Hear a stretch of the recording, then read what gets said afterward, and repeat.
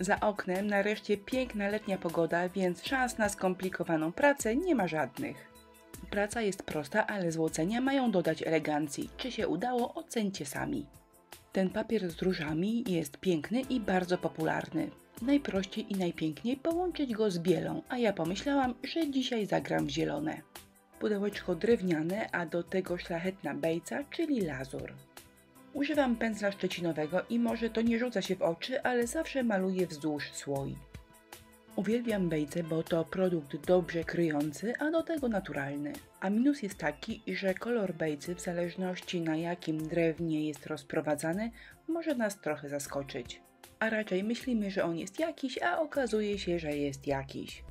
Prawdę mówiąc, to on nie był taki bardzo niepasujący, ale dodam trochę niebieskich rozbłysków i myślę, że teraz będzie wyglądał lepiej i pasował lepiej do mojego papieru. Albo ulepszanie, mieszanie i poprawianie kolorów to po prostu moje natręctwo. Lubię i już. Jak sobie trochę pomieszam, to chyba ten wkład własny powoduje, że jestem trochę bardziej zadowolona z koloru, który mi wyszedł. Wieczko i środek na zielono, a boki na biało, bo tutaj będzie papier ryżowy. Jeden arkusz papieru ryżowego wystarczy prawie bez problemu. Wystarczy go pociąć na paseczki i przykleić, ale jest jedno małe ale. Pod rameczkę na wierzchu warto wkleić jakiś ładny bukiecik, a nie byle kawałek, który zostaje nam z obklejenia boków. No i właśnie ten bukiecik trochę komplikuje nam całą sprawę. Wybieracie bukiecik, przy którym pika Wam serducho i go wycinacie, a dopiero potem papier tniecie na paski. U mnie sytuacja wyglądała tak, że przód i boki były z jednego fajnego paska, natomiast tył pudełka został trochę pokombinowany. Papier przyklejamy jak zawsze, czyli najpierw powierzchnię smarujemy klejem do deku, przykładamy papier i całość zasmarowujemy od góry. Papier można przyciąć dokładnie przed przyklejeniem, albo tak jak ja, przyciąć tylko trochę, a to co zostaje dopiero po wyschnięciu obszlifować. I ta metoda wydaje mi się po prostu rewelacyjna. Po obszlifowaniu brzegi mamy naprawdę idealnie przycięte. Do szlifowania używam najczęściej papieru 220 albo 240. Boki szlifuję, ale całą resztę też, ponieważ wieczko i środek musi być idealnie gładziutki. Po szlifowaniu lakierowanie, przynajmniej 1, a najlepiej 2 razy lakierem akrylowym matowym. Teraz na wierzchu przykleimy bukiecik, no wiecie, ten bukiecik, przy którym pikało Wam serce. Żeby kwiatki zachowały swoje kolory, powierzchnię pod nimi trzeba podmalować na biało. Musi to być zrobione dokładniej, więc żeby się nie męczyć, obklejam kwadracik taśmą malarską i tapuję białą farbą. Gdy farba wyschnie, przyklejam różyczki. Na początkowych zdjęciach tego nie widać, ale pokażę Wam na gotowej pracy na końcu. Moje różyczki mają połysk. Lakier błyszczący warto położyć raz, a najlepiej 2, wtedy wszystko się ładniej błyszczy.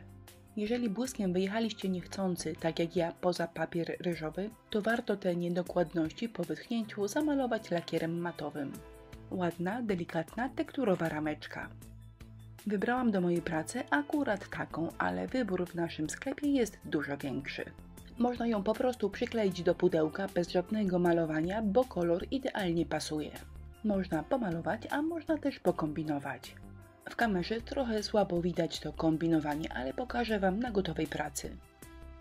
Zewnętrzne brzegi ramki są ciemniejsze, mam nadzieję, że teraz widać.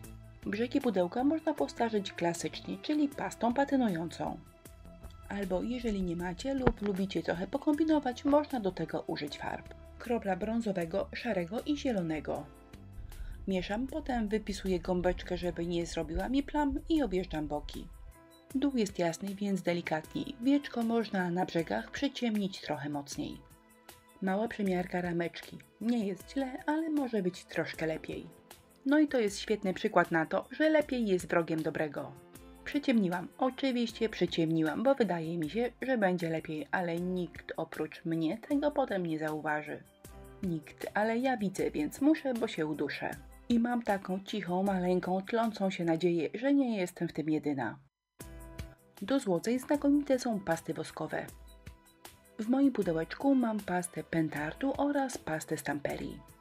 Wyglądają praktycznie identycznie, więc bez względu, którą zastosujecie, efekt będzie taki sam. Pastę po prostu nakładamy na miejsca, które mają mieć połysk i gotowe. Naprawdę nic więcej z nią już nie robimy, ponieważ za kilkanaście godzin utwardzi się sama. Utwardzoną pastę teoretycznie można polakierować, ale to jest absolutnie bez sensu. A co jeśli przedobrzymy i okaże się, że pastę nałożyliśmy za dużo albo nie tam, gdzie chcemy? Nie ma problemu, nawet utwardzoną pastę możemy usunąć terpentyną balsamiczną. Tak się wkręciłam w to złocenie, że dosłownie musiałam sobie wyrwać pudełko, żeby skończyć. No i jeszcze dorwałam gałeczkę, też ją trochę pozłocę, żeby lepiej pasowała do całości. Ramkę do pudełka przyklejam za pomocą Express Glue. Żeby idealnie przylegała, nakładam klej gąbeczką w każde miejsce i dociskam. Można palcami, ale ja dodatkowo użyłam sklejki. Ale jeżeli element nie jest perforowany, to po prostu przyklejam go klejem na gorąco. Nóżki przyklejam, a gałeczkę przykręcam. Pastę woskową daję na nóżki, ona naprawdę za każdym razem robi nam efekt wow. Do pracy dowiązałam jeszcze chwościk. Jak zrobić dokładnie taki chwościk, podlinkuję Wam pod tym filmem. No i serduszko akrylowe 8 cm. Pokryłam szronem, dokleiłam różyczkę, no i jest komplecik. Gotowe, szybkie, leniwe pudełko prezentuje się tak. Sucha pasta woskowa wygląda dokładnie tak samo jak na mokro, świeci się przepięknie. Jeszcze na chwilę zostawię Was z gotowym pudełeczkiem. Jak zwykle pełną listę produktów, które używałam w tym filmie, znajdziecie pod spodem, czyli w opisie wideo.